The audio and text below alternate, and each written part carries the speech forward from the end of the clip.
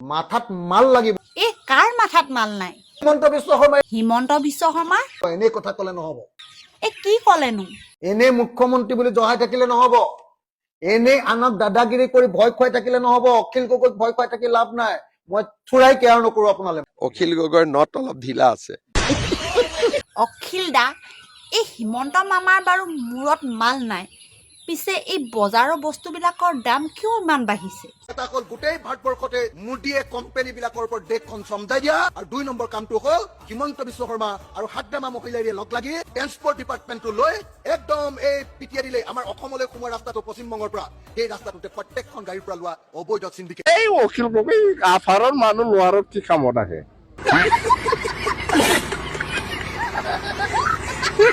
আমি ইয়াত কালিৰ ভিতৰত আমি নেপালৰ পৰিস্থিতি কৰি দিম। নেপালত যিটো আন্দোলন কৰিছিল সেইটো আন্দোলন আজি গোলাঘাট ডিষ্ট্ৰিক্টত হৈ যাব। কিমান সাহস! নেপালৰ দৰে যদি আমাৰ অসমতো এনেকুৱা অৱস্থা হ'বলৈ হয় তেনেহ'লে আমি ক'ত যাম? হিমন্তৰ মূৰৰ ওপৰত নাচিব।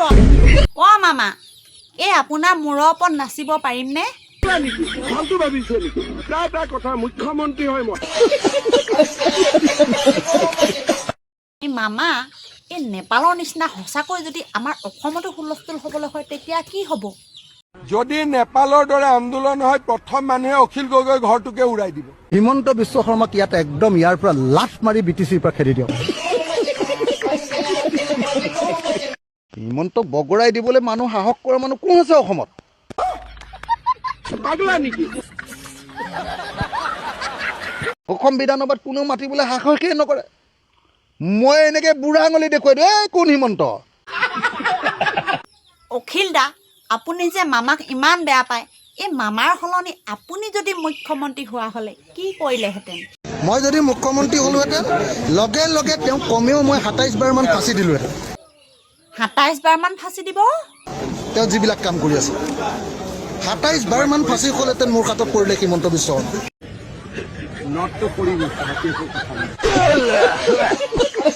পিছে এটা কথা নহয় মামা, ছবি আঁকিলে, কবিতা লিখিলে আৰু অনশন কৰিলে বোলে আপোনালোকে খুব ভয় খায়, হয়নে? মই কোৱা নাই নহয়, অখিল দাহে কৈ আছে, চাওক আকৌ। হিমন্ত বিশ্ব শৰ্মা চৰকাৰখনে যি ধৰণৰ অগণতান্ত্ৰিক কাম কৰিছে আমি তাৰ তীব্ৰ বিৰোধিতা কৰিছো। কেইদিনমানৰ আগত আমি দেখিছিলো যে আমাৰ মৰমৰ হাৰ্টথ্ৰব জুবিন গাৰ্গৰ যি ছবি, সেই ছবি অংকন কৰিব নোৱাৰাকে গণেশগুৰিত যেনেকে লোহাৰ বেৰ দি, ডাঙৰ ডাঙৰ খুঁটাৰ লোহাৰ বেৰ দি খুঁটাবিলাক সম্পূৰ্ণৰূপে তাত মানুহ সোমাব নোৱাৰা কৰি দিছিলে, কালি আমি দেখিলো যে বশিষ্ঠ উৰণ সেতুত 2জন যুৱক, এজন ডিব্ৰুগড়ৰ নকুল মিলি আৰু গুৱাহাটীৰ গৌৰৱ সিংহ, 2জনে দিল্লীৰ যন্তৰ মন্তৰত অনশনৰত সোনম ৱাংচুক নামৰ আমি সকলোৱে চিনি পোৱা, সকলোৱে খবৰ ৰখা অনশনকাৰী ব্যক্তিজনৰ এখন ছবি অংকন কৰিছিলে। সোনম ৱাংচুকৰ দাবী আছিলে যে অসমৰ ভাৰতবৰ্ষৰ নীট পৰীক্ষাত বাৰম্বাৰ যে ইমান পেপাৰ লিক হয়, গোটেই শিক্ষা ব্যৱস্থাটো যে সম্পূৰ্ণৰূপে বেয়া কৰি পেলালে, সেইকাৰণে শিক্ষামন্ত্ৰীৰ পদত্যাগ কৰি এটা ট্ৰেন্সপাৰেণ্ট পৰীক্ষা ব্যৱস্থা আৰু এটা সুস্থ শিক্ষা ব্যৱস্থা গঢ়ি তোলাৰ কাৰণে তেওঁলোকে দাবী উত্থাপন কৰিছিলে। এটা আশ্চৰ্যকৰ কথা, সোনম ৱাংচুক আন্দোলন কৰি আছে যন্তৰ মন্তৰত, আন্দোলন কৰি আছে পৃথিৱীৰ গণতন্ত্ৰৰ আটাইতকৈ শান্তিপূৰ্ণ ভোক হৰতাল বা অনশন প্ৰক্ৰিয়াৰে। এতিয়া আমি দেখিবলৈ পালো যে সেই সোনম ৱাংচুকৰ এটা মোৰেল, এখন ছবি, এখন মোৰেল অঁকাৰ কাৰণে 2জন যুৱকক গৌৰৱ সিংহ আৰু নকুল মিলি গ্ৰেপ্তাৰ কৰিলে। সোনম ৱাংচুকৰ ছবিখন ইমানবিলাক ফুটব্ৰিজ হৈছে, ইমানবিলাক কভাৰ ব্ৰিজ হৈছে, তাৰে এটা খুঁটা থাকিছিলে অকল।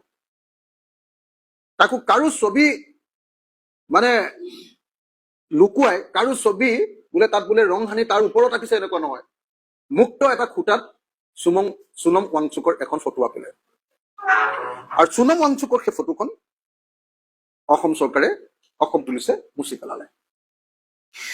এই যে এখন ছবি লৈ ইমান ভয়, জুবিন গাৰ্গৰ ছবি লৈ ভয়, সোনম ৱাংচুকৰ ছবি লৈ ভয়,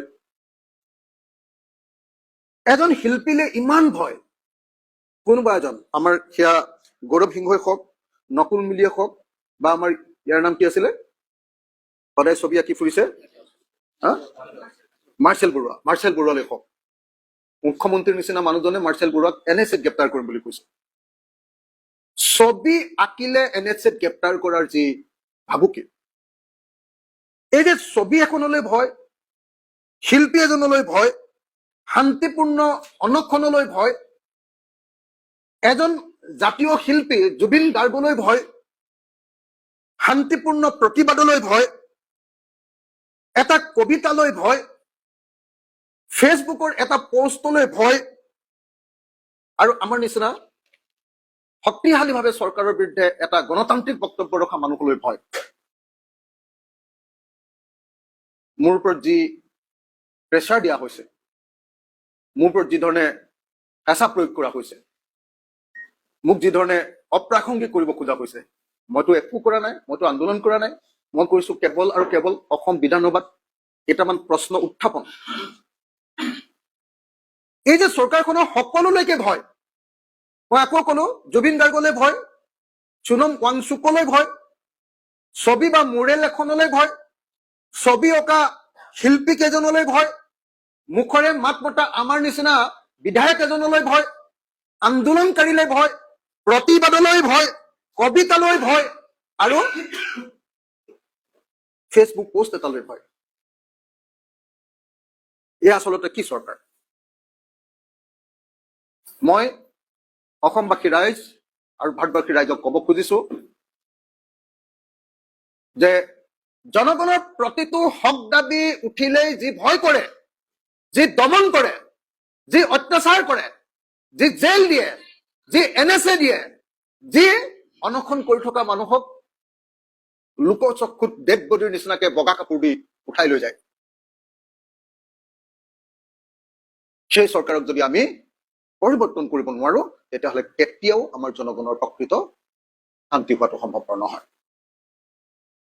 সেইকাৰণে মই এই মুহূৰ্তত অসমৰ মুখ্যমন্ত্ৰী ডাঙৰীয়াক, অসম বিধানসভাৰ আটাইতকৈ মুখৰ হৈ থকা এজন বিধায়ক হিচাপে, আটাইতকৈ বেছি চৰকাৰৰ লগত কথা কোৱা এজন বিধায়ক হিচাপে, ঐতিহাসিক শিৱসাগৰ বিধানসভা সমষ্টিৰ বিধায়ক হিচাপে, তেখেতৰ সতীৰ্থ বিধায়ক হিচাপে, আৰু লগতে এটা আঞ্চলিক ৰাজনৈতিক দলৰ সভাপতি হিচাপে অসমৰ মুখ্যমন্ত্ৰী ডাঙৰীয়াক এই অগণতান্ত্ৰিক আৰু ফেচিষ্ট আচৰণ বন্ধ কৰিবৰ কাৰণে দাবী উত্থাপন কৰিলো।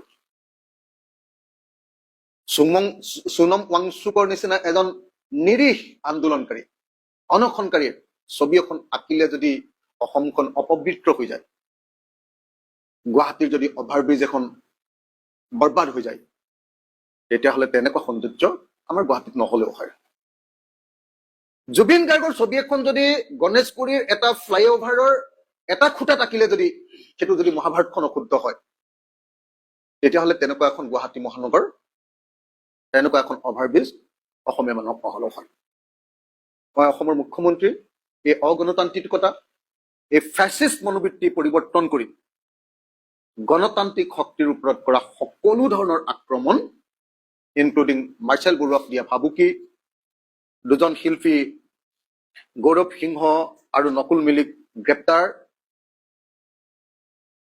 এইটো বন্ধ কৰিবৰ কাৰণে আৰু তেখেতৰ চৰকাৰে কৰা এনে আচৰণৰ কাৰণে অসমবাসী ৰাইজৰ ওচৰত ক্ষমা বিচাৰিবৰ কাৰণে মই আহ্বান জনাইছো।